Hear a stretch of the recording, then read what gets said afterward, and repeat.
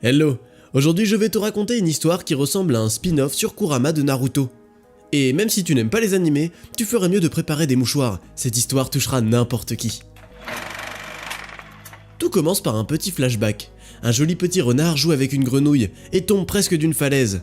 Il se fait sauver par un garçon qui finalement glisse lui-même. Le petit renard essaie de l'aider, mais le garçon tombe à sa mort.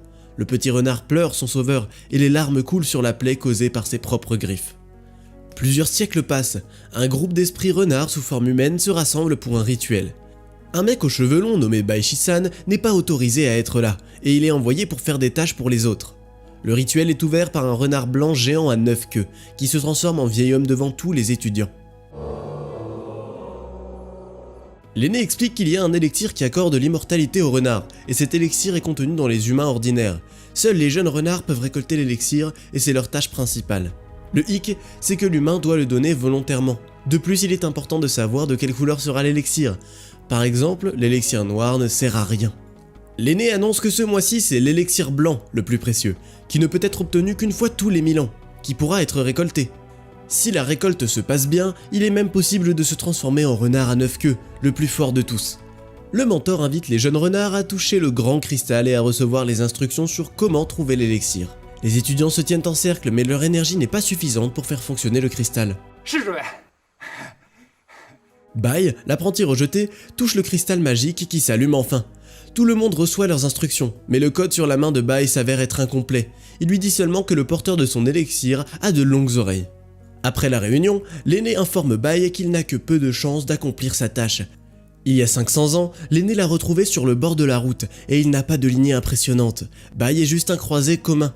Il n'a que deux choix, soit il doit accomplir l'impossible, obtenir l'élixir et devenir immortel, soit il doit revenir à sa forme originelle. Mais Bai est catégorique et déterminé, il va essayer peu importe ce qui se passe. Puis l'aîné lui donne une lame magique pour combattre les démons, et il le bénit. En remerciant son mentor, Bai vole un cristal de bismuth de sa poche. À l'intérieur, il y a un esprit qui peut l'aider. Bai entre dans le monde humain, et la première chose qu'il fait, c'est de manger du poulet dans un restaurant. Il y a un mec qui marche dans la rue, montrant aux passants un portrait d'un homme. Il s'approche aussi de Bai avant de lui demander s'il a vu l'étranger du dessin. Mais le renard est tellement absorbé par son repas qu'il ne le remarque même pas. Il est ramené à la réalité par une voix sortant du cristal. L'esprit lui dit que l'homme avec l'élixir est quelque part pas loin. Bai se précipite pour trouver son humain, mais il se perd. Il y a un groupe d'hommes avec des chapeaux drôles et de longues oreilles. D'un coup, le renard se fait distraire par la performance d'un chaman de rue. Il découpe des peintures enchantées et il nourrit des enfants malades avec du sang magique qui coule de ses toiles. Bai a peur de se faire découvrir et il s'enfuit précipitamment. C'est là qu'il rentre dans le gars avec le portrait et il tombe dans un enclos pour ânes. Tout autour de lui commence à s'effondrer et Bai échappe miraculeusement. Mais l'âne qui appartient au portraitiste s'échappe, rentre dans Bai et l'emmène avec lui. Le propriétaire essaie de les rattraper, puis il reçoit un cadeau inhabituel du chaman sur son chemin. Enfin, après une longue poursuite, les gars se retrouvent dans les bois. L'étranger exige que Bai lui rende son âne en fuite, mais Bai lui fait juste un signe de la main. Le renard est agacé par sa nouvelle connaissance, mais après que son cristal lui ait dit que l'élixir est peut-être à l'intérieur de cette personne, Bai change et devient amical. La nouvelle connaissance dit à Bai que cet âne lui a été confié par sa grand-mère et qu'il cherche maintenant son frère Daozang pour lui transmettre l'animal. Son frère aurait tenté de passer un examen de la fonction publique, mais il a échoué puis disparu. Maintenant, il veut passer le même examen et il espère retrouver son frère. Bai ment qu'il doit passer l'examen aussi. Pas longtemps après, sa nouvelle connaissance s'endort. Bai sort brièvement son arme et la lève sur le jeune homme, mais l'assistant de l'aîné apparaît. L'assistant lui explique qu'il ne sert à rien de prendre l'élixir de cette façon, peu importe s'il est blanc ou pas. Il faut d'abord placer la personne dans une situation d'impuissance, puis l'aider et devenir son sauveur. Ce n'est qu'en gagnant sa confiance qu'il pourra obtenir ce qu'il veut. Bai demande de l'aide pour trouver l'âne, et le matin il fait plaisir à son nouvel ami avec sa découverte. Son ami se présente comme étant Wang Xijin, et, ravi, accepte de passer l'examen ensemble. Quelques heures après, ils arrivent à une sorte de village mystérieux enveloppé dans du brouillard. Là, ils se promènent dans une école où de nombreux élèves se préparent pour l'examen d'état. Le directeur local laisse les gars passer la nuit sur place.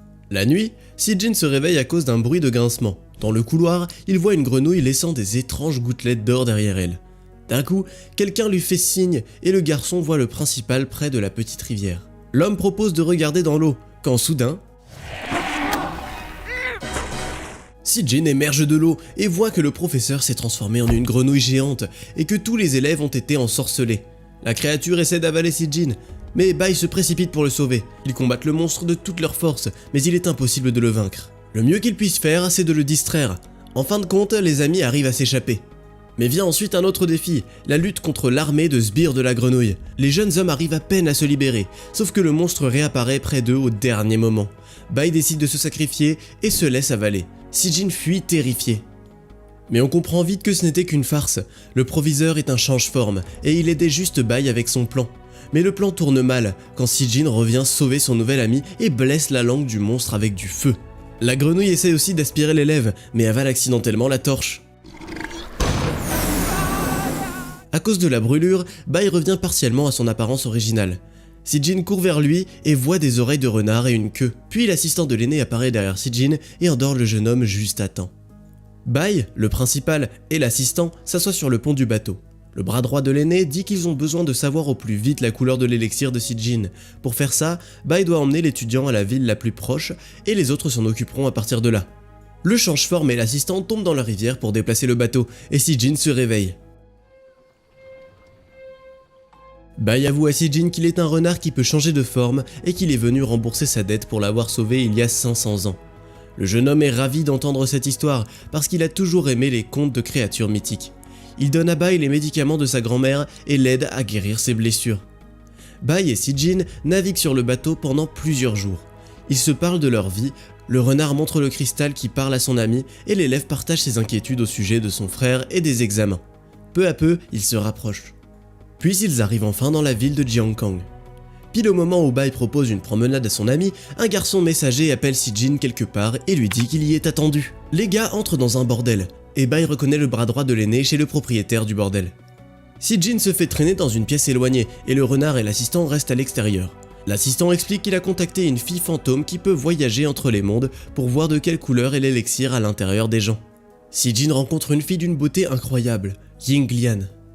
Elle essaie de le séduire, mais il retient ses pulsions romantiques car il s'est interdit l'intimité avant le mariage. Si-jin s'énerve et essaie de partir. Quand il tourne le dos au fantôme, elle essaie de voir son élixir à l'intérieur de lui, mais un sort jeté par le chaman l'en empêche. Peu importe combien de fois Yinglian essaye, la protection ne s'enlève pas. Au final, elle commence à pleurer de désespoir et Si-jin se dit que c'est sa faute. Le gars promet qu'il réussira l'examen et qu'il épousera la fille, mais qu'en attendant, il ne peut pas la toucher. Au lieu de ça, le garçon commence à raconter des histoires à Yinglian, et il passe des heures à parler, quand Si-jin s'endort enfin, et la fille quitte la pièce pour dire au renard qu'elle n'a pas pu voir son élixir. Plus tard, l'assistant de l'aîné punit Yinglian. Il s'avère qu'il possède un lotus qui retient l'âme du fantôme.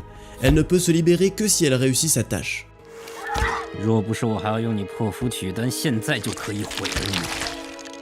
Bai et Si-jin se dirigent vers le lieu de l'examen.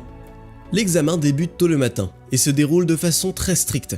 Ils sont assis dans une pièce avec d'autres étudiants pendant plusieurs heures et Si-jin fait assidûment les exercices pendant que Bai mange un poulet grillé. Mais d'un coup, l'esprit de Yinglian apparaît devant lui. Elle offre un marché au renard. La jeune fille dit que cette pièce est habitée par un mauvais esprit qui voudra attirer l'âme du corps de Si-jin dans quelques instants. Ce sera le moment idéal pour obtenir l'élixir sans douleur. En contrepartie, Bai devra lui rendre le lotus pour qu'elle puisse se sauver. Le renard voit que le corps de son ami se fait déjà contrôler par un fantôme perfide. Ne comprenant pas qu'il est devenu un fantôme, Si-jin part chercher son frère et le trouve. Mais Dao s'avère justement être le mauvais esprit qui réside ici.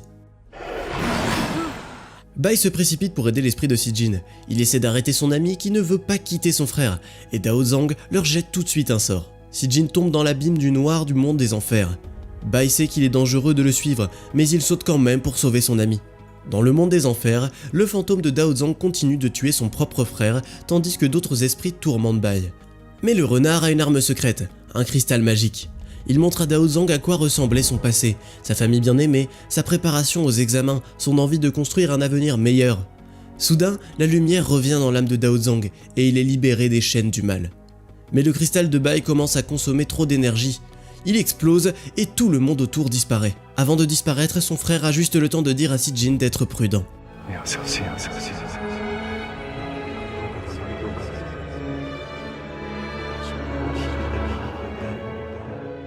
Bai et Sijin retournent dans le monde réel. Après l'examen, le jeune homme dit au renard qu'il lui est reconnaissant de l'avoir sauvé et il lui propose de prendre l'élixir de son âme. Bai est choqué, il ne savait pas du tout que son ami était au courant de tout. Mais le pire dans tout ça, c'est que Sijin ne semble même pas se rendre compte qu'il devra mourir pour faire ça.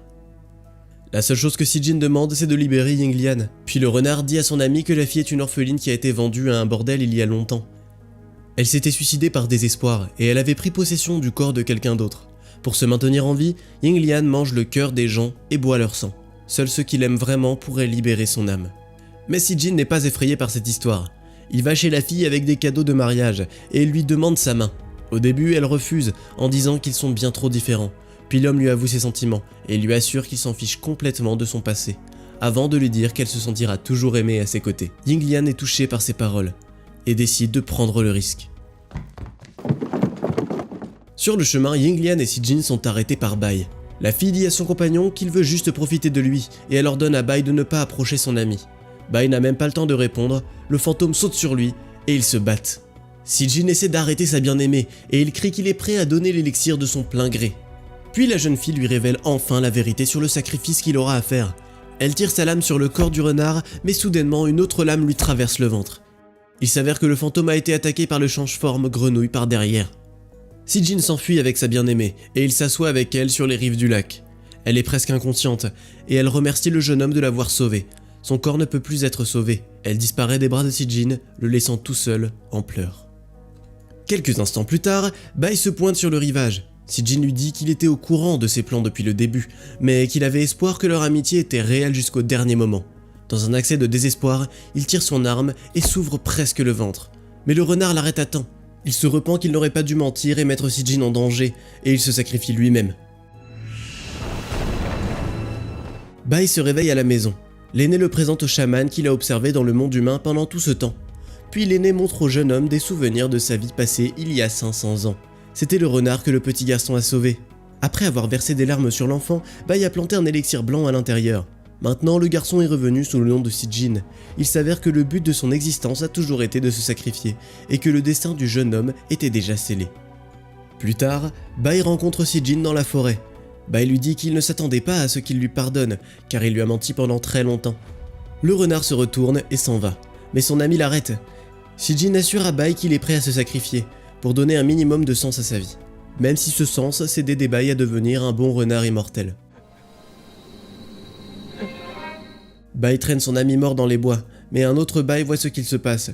Il s'avère que le premier jeune homme était en fait le bras droit de l'aîné, qui s'était déguisé en Bai.